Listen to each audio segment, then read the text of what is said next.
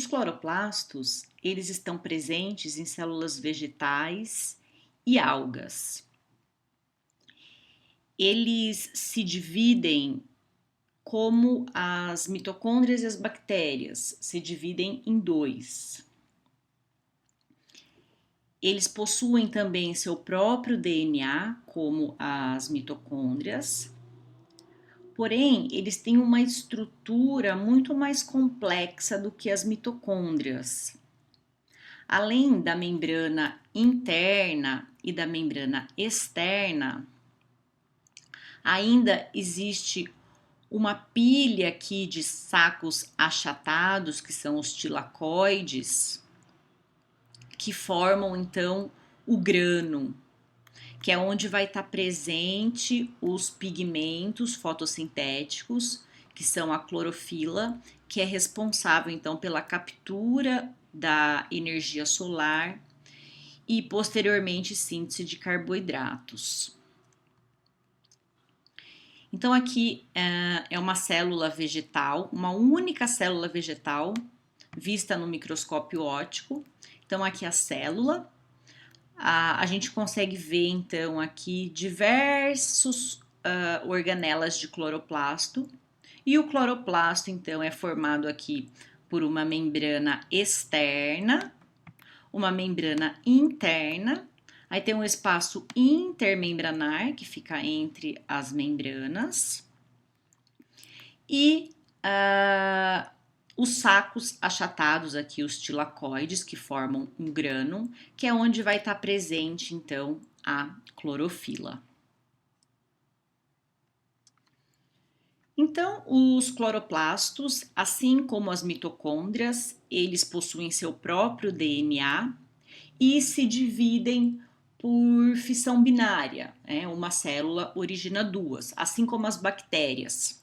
Então, acredita-se que o cloroplasto ancestral, tenha sido então uma bactéria fotossintética que foi incorporada por uma célula eucariótica primitiva que já continha então mitocôndrias. Então, essa bactéria fotossintética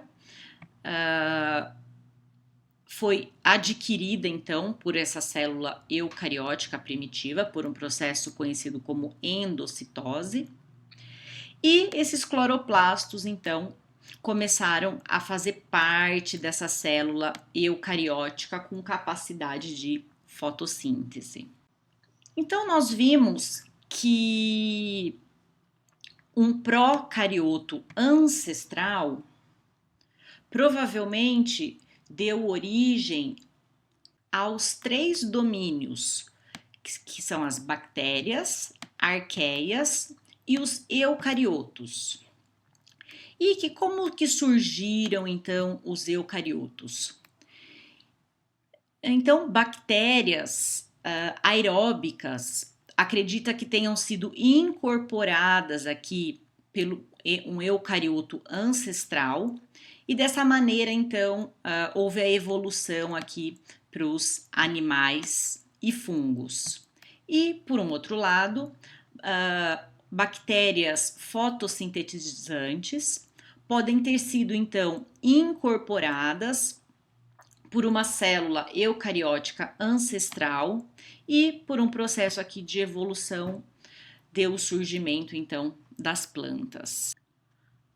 A célula eucariótica, ela está num estado de organização onde as organelas presentes, elas vão estar envolvidas por membrana. Então, desde as mitocôndrias, está envolvida por membrana, os peroxomos, que são responsáveis aqui por ser compartimentos onde vão ocorrer reações na presença do peróxido de hidrogênio, que pode ser tóxico à célula. O núcleo vai estar envolvido, então, aqui pelo envelope nuclear. As vesículas também são compartimentadas por membranas. O retículo endoplasmático, que vai ser responsável então pela síntese de substâncias ele também é todo envolto por membranas, e o aparelho de Golgi, que é responsável então pelo empacotamento dessas moléculas produzidas então no retículo endoplasmático. Então tem a membrana plasmática que circunda a célula, que separa o meio externo do meio interno, e todo aqui o interior da célula seria então o citoplasma. E se nós retirarmos as organelas e essas membranas, o que resta então é o citossol, que é a porção líquida. O citoesqueleto, ele é responsável pelos movimentos celulares direcionados na célula.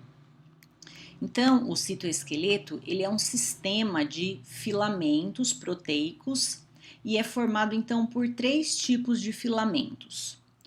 Os mais finos são os filamentos de actina, e eles estão abundantes em todas as células eucarióticas, está representado aqui nesses filamentos vermelhos. Os filamentos mais espessos são os microtúbulos. Eles se posicionam em regiões da célula que ele vai então auxiliar o direcionamento dos cromossomos quando a célula está em divisão celular, e ele vai auxiliar na separação desses cromossomos entre as 2 células filhas. E os filamentos que estão intermediários entre os microtúbulos e os filamentos de actina são chamados os filamentos intermediários, que eles vão auxiliar o reforço da célula. Então, qual que é a importância, né, da biologia celular na área agronômica, na área florestal? Dentre as importâncias, a gente pode citar, então, o conhecimento da biologia celular para auxiliar no melhoramento genético. Aqui a gente vê espécies primitivas de milho que, através, então, do melhoramento genético, a gente obteve esse milho atual. O tomate selvagem também, que ele também, por um processo de melhoramento genético, foi obtido, então, o tomate que a gente tem hoje na atualidade. A biologia celular, ela vai ser importante também no estudo da estrutura e função das células, que é a citogenética. O conhecimento da biologia celular vai auxiliar também nos cruzamentos entre espécies diferentes de cultivares, como o trigo e centeio, que foi obtido o triticale, no controle de pragas, no diagnóstico ambiental, por exemplo, na detecção da presença de cianobactérias, que são produtoras de toxinas. Um caso muito recente aconteceu no Rio de Janeiro, que foi a produção da geosmina, que foi uma substância tóxica produzida aqui por cianobactérias, que deixa a água verde. Aqui para vocês os tópicos mais importantes vistos nessa aula, e que vocês façam então um estudo dirigido com a definição desses 5 itens, classificando então a definição de um organismo vivo, a classificação dos seres vivos entre domínios e reinos, a diferença entre eucariotos e procariotos, as funções celulares e a importância da biologia celular.